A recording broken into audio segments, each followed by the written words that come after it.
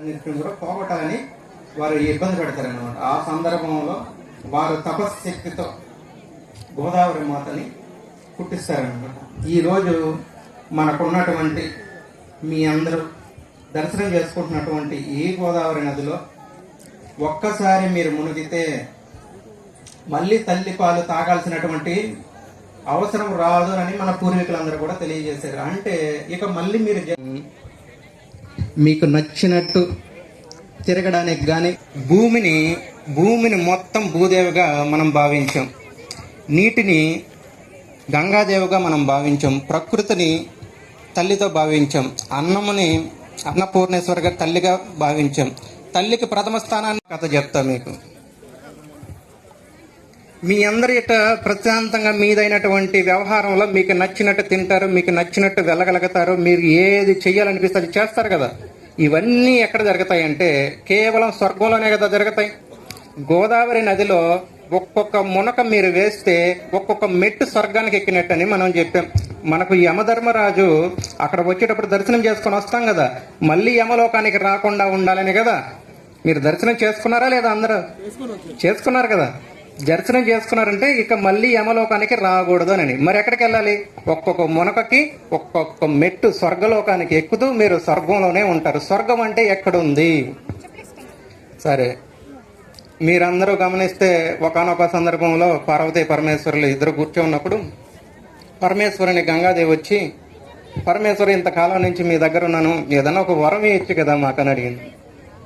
సరే, వారు ఏమన్నారనంటే, సరే అలానే 20 జన్మలకు సంబంధించిన పాపాలు ఎవరైతే చేస్తారో మీ నదిలో మునిగినటువంటి వారందరికీ ఆ పాపాలు పోతాయి అని వారు తెలియజేశారు.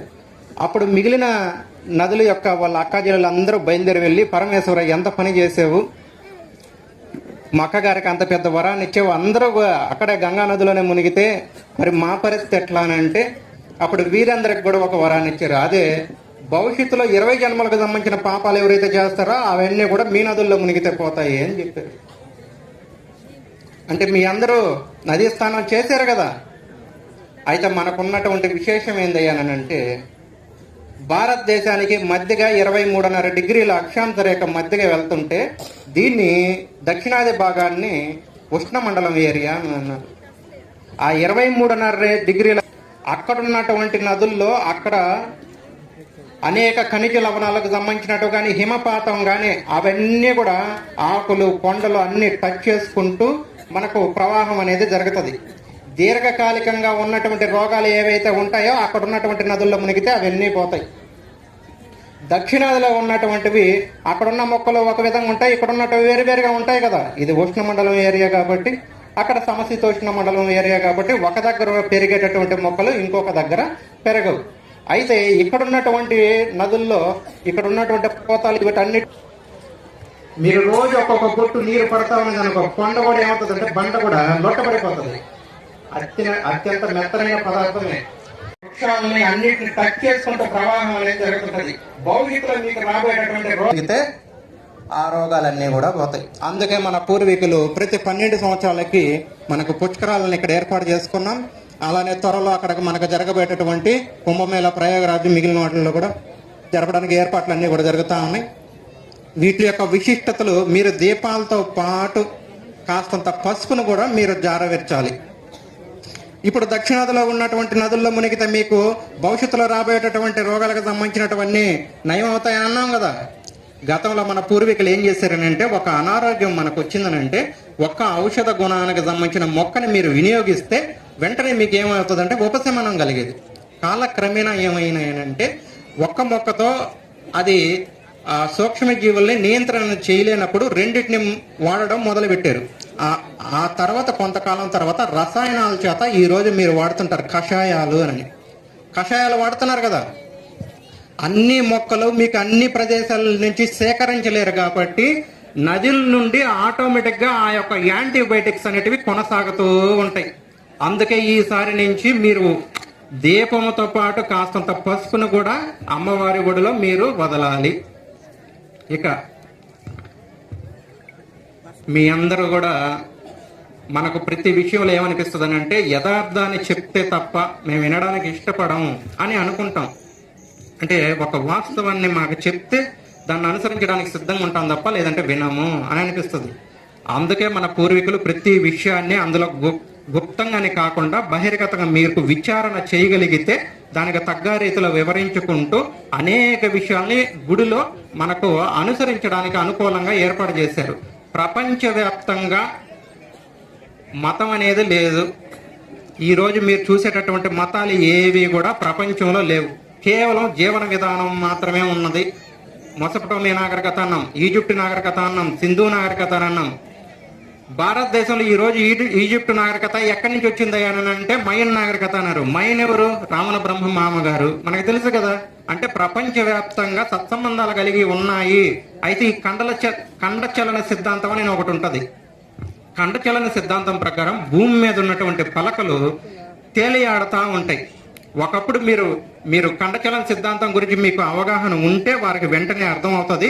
గోండవానా ఖండం, అగారేస్ ఖండం అనే 2 ఖండాలు, టేతిస్ సముద్రం, పెంతలిస్ మహాసముద్రం అని 2 ఖండాలు ఉన్నటువంటి సమయం నుంచి ఈ రోజు మనం భారతదేశంలో 7 ఖండాలుగా ప్రపంచవ్యాప్తంగా 7 ఖండాలను చూసాం. అనేక సంస్కృతులు ఏవైతే ఉన్నాయో కేంద్ర బిందువు రాజధానిగా కేవలం భారతదేశం నుంచే కొనసాగింది. ఇలా కొనసాగుతున్నటువంటి మన భారతదేశంలో ఈరోజు ప్రపంచ విజేత ఎవరు? ఎవరన్నా ఒకరు చెప్పండి. ప్రపంచ విజేత చాలా ఎప్పుడూ సంగతులు. మోడీ ఏమైనా ఇతర దేశాలన్నింటినీ జయించారా? మంచి పేరుని తీసుకొచ్చారు, అంతే కదా. మోడీ గారు ఏం చేశారు?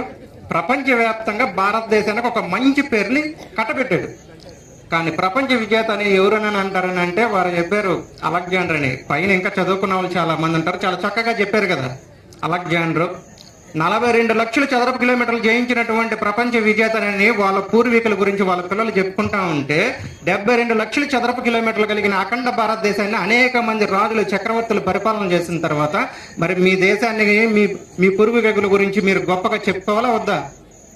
కానీ ఆ విషయాలన్నింటినీ మనం పక్కన పెట్టేసి సుశ్రుతుల వారు శస్త్రచికిత్సల గురించి, భరద్వాజుల వారు యాంత్రిక సిద్ధాంతం గురించి, ఆకాశంలో ఎగిరేటివి 101 వెహికల్స్ గురించి, నీటిలో వెళ్ళేటివి 270 వెహికల్స్ గురించి, రోడ్డు మీద వెళ్ళేటివి 360 వెహికల్కి సంబంధించిన నమూనాలన్నింటిని తయారు చేస్తే ఆ రోజుట్లోనే శస్త్రచికిత్సలు ఎంట్రుకను కూడా 16 భాగాలుగా కోయగలిగేటటువంటి టెక్నాలజీ ఉండిందంటే, ఆయుర్వేదం గురించి చరక భగవానులు, వాగ్భటులు అందరూ మనకి తయారు చేసి ఇచ్చినారంటే, ఈ రోజు ప్రపంచ వ్యాప్తంగా భారతదేశం నుంచి వెళ్ళిందనే దానికి ఒక మాట చెప్తా. గణితం అనేది ఉండదే. గణితం, వేద గణితం మనకు ప్రమాణం కదా. సున్నాన్ని కనుగొనింది ఎవరు? భారతీయులు. ఆర్యభట్ట, వరాహమిహిరుడు, భాస్కరాచార్యులు అనేక మంది ఉంటే ఈ రోజు మనం ఏం చెప్తాం? కెప్లరు, కోపర్నికస్, వీళ్ళు గురించి మనం చదువుకుంటున్నాం. ఎంతసేపు పక్క దేశాల వారు వారి పూర్వీకులు వీరు కూడా ఎందుకు అలా ఫాలో అవుతారు? మన పూర్వీకుల గురించి, మీ తాత గురించి మీరు చెప్తారా గొప్పగా? నేనైతే మా తాతగారి గురించి గొప్పగా చెప్పుకుంటా. మరి మీ తాతగారి గురించి మీరు గొప్పగా చెప్పుకోవాలా వద్దా వారసులుగా? అయితే చరిత్రని మర్చిపోయాం కాబట్టి అనేక సమస్యల్ని మనం భరించడం అనేది అలవాటు అయిపోయింది. కాబట్టి ఈరోజు గోదావరి నది ఒడ్డున మీరందరూ ఉన్నారు కదా. కేవలం భారతదేశంలో ఉన్నటువంటి నదుల నుంచి తిన్నటువంటి ప్రతి ఒక్కరికి పెట్టేటటువంటి గుణం ఉంటుంది. ఎవరైనా రాని అడగాల్సిన అవసరం ఉండదు. ఒక వ్యక్తి మన ఊరికి వస్తే అతనికి తిండి పెట్టేటటువంటి గుణం సహజ సిద్ధంగా మన రక్తంలో మీకు మీ పూర్వీకులు ఇచ్చారు. అందువల్ల మీరు చెయ్యెత్తి కొట్టేటటువంటి గుణాన్ని ఇవ్వాల కదా. మీరు పెట్టే గుణాన్ని ఇచ్చారు కానీ చెయ్యెత్తేటటువంటి గుణాన్ని ఈకపోవడం వల్ల గతంలో ఏం జరిగినటువంటి చాలా వరకు మీకు అవగాహన లేక ఈరోజు మధురలో శ్రీకృష్ణ ఆలయం ధ్వంసం అయిపోతే దాని గురించి స్వామీజీలు ఏదన్నా మాట్లాడితే బాగుండదు. కానీ శాంతియుతంగానే మాట్లాడాలి, కోప్పడకూడదు. అలానే కాశీలో మనకు ఈరోజు మసీదు అక్కడ పెద్దదిగా కనిపిస్తే దాని గురించి కట్టడాలన్నీ బయటే కనిపిస్తున్నాయి. ఆ యొక్క ప్రాకారాలు మొత్తం మన కళ్ళకి కనిపిస్తుంటే దానికి మనం కోర్టుకు వెళ్ళాలంట. ఏ కోర్టుకు వెళ్ళాలి? రాజ్యాంగం ముందు పుట్టిందా, మన ధర్మం ముందు పుట్టిందని అంటే మనకున్నటువంటి సమస్యల కొన్నిటిని మనం మాట్లాడుకుందాం. జ్ఞానం వాపేనని మనం చెప్పుకున్నాం.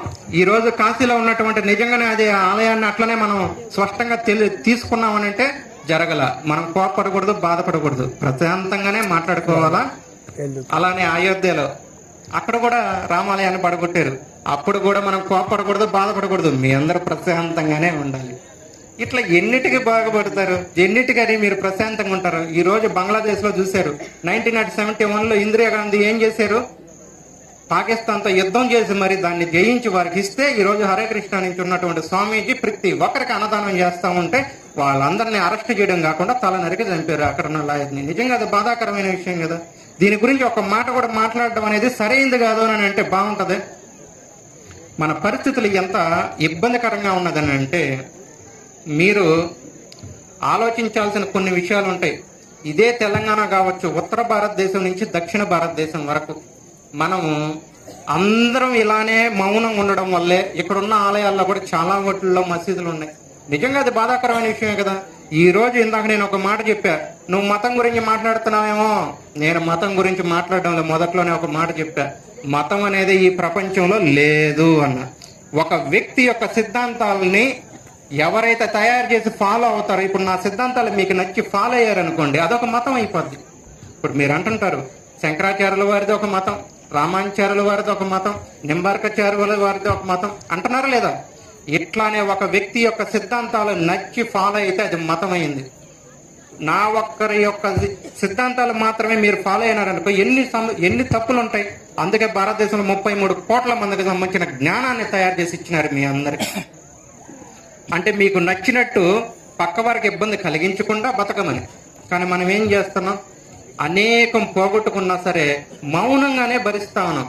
ఈరోజు శ్రీ మురళీధర్ గారు ఎంతో ఒక కార్యక్రమాన్ని చెమట వచ్చి వారు దంపతుల సమేతంగా వచ్చి అందరినీ ఇక్కడ వచ్చి కమిటీ హారతి కమిటీ ఏదైతే ఉందో వారందరూ కూడా ఇంత శ్రమను వారు తీసుకొచ్చిన తర్వాత ఇవాళ మనం ఒక దాన్ని చేసాం. ఏంది, ఎండోమెంట్ కూడా హారతని పెట్టడం అనేది బాగుంది. కానీ ఇక్కడ ఉన్నటువంటి మన అయ్యగారులందరూ కూడా పేరు ప్రతిష్టలు కలిగిన వారే కదా. ఎండోమెంట్ ఎప్పుడు వచ్చింది? నిన్నగాక మొన్న వచ్చింది. అన్ని రాష్ట్రాల్లో ఉందే? లేదు. కానీ మన సనాతన ధర్మం ఎప్పటి నుంచి ఉంది? ఎప్పటి నుంచో ఉంది. మనము తింటికి ఒక అయ్యగారు అంటే ఎలా ఉంటారో తెలుసా? అంటే ఇక్కడ ఉన్నటువంటి వారికే కాదు, యావత్ భారతదేశం ఉన్న వారి అందరి గురించి మాట్లాడుతున్నారు. తిండి లేకపోయినా సరే ఆలయంలోకి వెళ్ళి ఉదయాన్నే 4-5 గంటలకు వెళ్తారు కదా, సాయంత్రం ఎన్ని గంటలకు వస్తారు? 9, 9:30, 8 దాకా అయింది. 16 గంటలు సేపు పనిచేస్తారు కదా. కానీ ఈరోజు ఎండోమెంట్ చెప్పిందని మనం చేసుకుందాం, సంతోషం. మనం చూసి చేయడం అనేది సంతోషించే విషయం. కానీ సమిష్టిగా చేయాలి. ఎలా? ఈరోజు ఉదయాన్నే వస్తా మీరు ఎంతమంది మీ తల్లిదండ్రుల్ని స్మరించారో లేదో నాకు తెలియదు. కానీ ఇప్పుడు మిమ్మల్ని మీ అందరూ కూడా ఒక్కసారి మీ గురువులు ప్రధానంగా తీసుకుంటున్నాం. ఈరోజు నేను ఇక్కడికి వచ్చాను కాబట్టి గురువుగా మీ అందరికీ చెప్తున్నా కదా, గురువులు అనేది మీ అందరూ కూడా ఒక సిస్టంలోకి నెట్టబడతారు. ఒక లిపి, ఒక భాష కానీ ఒక లిపి కానీ ఇవన్నీ కూడా తయారు చేయబడినటివి. వాటికి సంబంధించినటివి నేర్చుకుంటేనే మీరు అక్కడ ఉన్నటువంటి పరివారంతో అనుసంధానం చేయగలుగుతారు. అలానే మీ అందరికీ నేను చెప్పగలను, గోదావరి మాతాకి మీ అందరూ అక్కడ మునిగి స్నానాలు చేయడం వల్ల విశిష్టతమైనటువంటి పుణ్యాలు మీకు కలగతాయి, మరు జన్మ లేకుండా ఉంటుంది, మళ్ళీ తల్లి పాలు తాగాల్సిన పరిస్థితి ఉండదు అని చెప్పే కదా. చెప్పిన దానికి నేను ఈరోజు గురువు అయిపోతే మరి చూపించాల్సింది ఎవరు? ఒక మిరపకాయ కారంగా ఉంటుంది, చెరుగ్గడ తీయంగా ఉంటుంది, మామిడికాయ పుల్లంగా ఉంటుంది. ఎవరు తెలియజేస్తారు? Nature is teacher, nature is God, everything is nature. అయితే ఈ నేచర్ నుంచి పుట్టినటువంటి మహా మహా మహా గురువులు కృతయుగానికి దక్షిణామూర్తి వారు, త్రేతాయుగానికి చెప్పండి ఎవరొకరు? దత్తాత్రేయుల వారు, ద్వాపర యుగానికి వ్యాస భగవానులు, కలియుగానికి శంకర భగవానులు. శంకర భగవానులు ఏమన్నారనంటే మహాముద్ర. ఈరోజు మీరు ఫోన్లు వాడుతున్నారు కదా, ఫోన్లు వాడాలంటే యాంటీనా ఉండాలి కదా, నెట్వర్క్ కనెక్ట్ అయ్యి అందరూ కనెక్ట్ అవ్వాలంటే. అలానే మహాముద్రని భగవంతుడితో మీ అందరూ అనుసంధానం అవ్వాలనే ఉద్దేశంతో మహాముద్ర అనేటటువంటి ముద్రను ఒకదాన్ని ఏర్పాటు చేశారు. దాన్ని మీ అందరూ ఇప్పుడు ఒక్కసారి నాతో పాటు పెట్టుకొని స్మరణ చేయాలి, సరేనా? ముద్ర ఎలా పెట్టుకోవాలంటే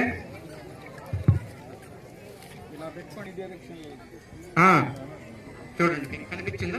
పెట్టుకొని చూపించండి. అందరూ పెట్టుకోండి, అందరూ తల మీద పెట్టుకోండి. కూర్చున్న వాళ్ళందరూ కూడా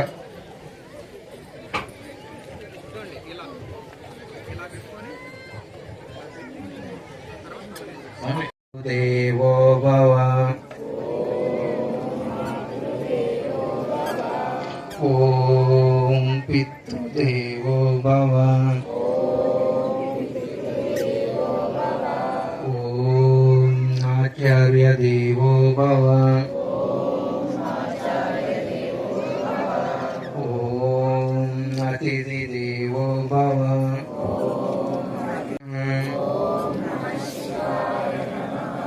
ఓం నమః శివాయ నమః ఓం నమః శివాయ నమః. అందరు చేతులు నెమ్మదంగా తీసి ఇప్పుడు సంఘటితం అనేది మనకు ప్రతి సందర్భం మీ అందరూ కలిసే కదా ఇప్పుడున్న ప్రభుత్వాన్ని మనం ఎన్నుకుంటున్నాం. నిజంగా ఇది బాధాకరమైనదే కాదా? రాబోయే రోజుల్లో ఇప్పుడు నేను హైదరాబాద్ లో కొన్ని ఆలయాల్లో చూసా, శివాలయానికి సంబంధించి అయ్యగారు వాళ్ళ అమ్మగారు వాళ్ళిద్దరే ఉన్నారు. గుడి లోపల ప్రాకారాల లోపలికి దారితో సహా మూసేసి వారిని పర్మిషన్ అడిగి రావాల్సిన పరిస్థితులు ఏర్పడిపోయినాయి. ఇదే తెలంగాణలో ఎక్కడన్నా శవాల్ని మనం పూజించడానికి ఇష్టపడతామా? అటువంటి గుడి లోపలే పెట్టి జరుగుతుందేనని అంటే నిజంగా అది నిజంగా బాధాకరమైనటివి. కానీ ఇవన్నిటిని ఒకరో ఇద్దరో చేయగలుగుతారా? ఈరోజు గోదావరి మాత హారతి యొక్క కమిటీ మాత్రమే ఇక్కడ వరకు చేసింది. మీ అందరూ సమిష్టిగా చేస్తే వాటిని మనం చేయగలమా చేయలేమా? కానీ ఈ పరిస్థితులు మరింత దిగజారిపోతున్నాయంటే ఈరోజు మనకు కొంతమంది, నాకు అందరూ పరిచయం లేదు కాబట్టి, ఇప్పుడు రాధాకృష్ణ గారు ఉన్నారు, రాధాకృష్ణారెడ్డి గారు 10,000 గోవుల్ని ఇక్కడి నుంచి ధర్మపురి నుంచి అనేక గోవుల్ని వెళ్తున్నప్పుడు వారు కూడా చాలా గోవుల్ని ఇక్కడ ఆపడం జరిగింది. నిజంగా అది బాధాకరమైన విషయమే కదా. గోవుల్ని మనం అంటాం ఏమనంటే అనేక మంది వాటిని హింస చేస్తున్నారు, ఇది బాధాకరమైన విషయం. ఇందాక గౌతమ్ మహర్షి వారు ఒక గోవును అట్లా చేసిందంటే ఎంత చెడ్డ పేరు వచ్చింది. దానికోసంగా ఈ రోజు గోదావరి మాతను ఏడదాకా తీసుకొచ్చారు అంటే అనేక గోవాతల్ని ఈ రోజు వధిస్తున్నారు. వాటికి బాధపడి మనకున్నటువంటి మన బిడ్డలు రాత్రి పొగులు వాళ్ళ యొక్క కుటుంబాలు వదిలేసి పరుగులు తీస్తా ఉన్నారు, అనేక కేసులు పెట్టించుకుంటున్నారు, కొంతమంది చనిపోతా ఉన్నారు పిల్లలు. ఎట్లా దీనికి అంటే కొనుక్కుపోయిన వాడు దాన్ని సంహారం చేస్తారు. అయితే మనం ఏం చేయాలి? ఎక్కడున్నటువంటి గోవుల్ని మనమే కదా, మనం ఏం చేస్తాం? మీరు చేతనైతే వాటిని పోషించడం, లేదనంటే దగ్గరలో ఉన్నటువంటి గోశాలకో, లేదనంటే విశ్వ హిందూ పరిషత్కి సంబంధించిన వాళ్ళకో, లేకుంటే అక్కడ ఉన్నటువంటి ఆర్ఎస్ఎస్ కార్యకర్తలకు అప్పచెప్తే వారు గోశాల కన్నా తరలించేదో ఎంతో కొంత మీకు ఇవ్వడం అనేది చేస్తారు. 10,000 గోవుల్ని వారు రాధాకృష్ణారెడ్డి గారు వారు కాపాడడం నిజంగా అదొక అద్భుతమైనటువంటి విషయం అనే చెప్పాలి. నేను నిజంగా దాన్ని ప్రశంసిస్తున్నాను. చెప్పారు, నేను చెప్పడం ప్రపంచంలో 2 దెయ్యాలు ఉన్నాయి, ఒకటి నల్ల దెయ్యం, ఇంకోటి తెల్ల దెయ్యం. ఎవరు చెప్పారంటే టీవీ కూడా చెప్పాడు, నేను కూడా చెప్పను. అలానే మీరు గమనించారనంటే భారతదేశంలో ఉన్నటువంటి ముస్లిమ్స్ కాదు, అందరూ కన్వర్ట్ అయినటువంటి హిందువులు. ఈ రోజు ఉన్నటువంటి క్రిస్టియన్స్ ఏ ఒక్కరు క్రిస్టియన్స్ కాదు, అందరూ కన్వర్ట్ అయినటువంటి క్రిస్టియన్స్ హిందువులు. అయితే ముస్లిమ్స్ ఇక్కడ ఉన్నటువంటి పాకిస్తాను, ఆఫ్ఘనిస్తాను, లేకపోతే బంగ్లాదేశ్కి సంబంధించిన వాళ్ళు ఎవరు కూడా అరబ్ కంట్రీస్ లో పెళ్లిళ్ళు చేసుకోరు, ఇక మేము చేసుకోం, మీరు కూడా చేసుకోవద్దు అని చెప్పి అక్కడ ఉన్నటువంటి రాజుగారులు ప్రకటన చేశారు. ఎందుకో తెలుసా? మీ అందరూ కన్వర్ట్ అయిన వారు, మీరు ముస్లిమ్స్ కాదు అని చెప్పి. అంటే ఇప్పుడు నేను చెప్పానా? కాదు కదా. అంటే ఒక వ్యక్తికి సంబంధించిన సిద్ధాంతాల్లో అనేక లోపాలు ఉంటాయి. ఆ లోపాలని సవరించుకుంటే, అందుకే మనం రాక్షస విధానాలు అన్నాం, ఇంకొకటి దైవ గుణాలు అన్నాం. దైవ గుణాలకు కనుక సంబంధించిన వాళ్ళందరూ ఏం చేస్తారు? ఇంత ప్రశాంతంగా కూర్చొని అన్ని చెప్పినటువంటి పూర్వీకులు చెప్పినటువంటి వాటినైనా వింటాం, లేదంటే మన ఏదైతే అందరూ అనుకరించేటటువంటి ప్రియమైనటువంటి దారులు. స్వర్గంలో ఏం చేస్తాం మనం? ఇష్టమైనటువంటి గానాన్ని వింటాం. ఇందాక పిల్లలందరూ నాట్యం చేశారు కదా మీ ముందు, అందరూ ఆనందించారు కదా, ఇష్టమైనటువంటి పాటలు పాడతారు, ఆనందంగా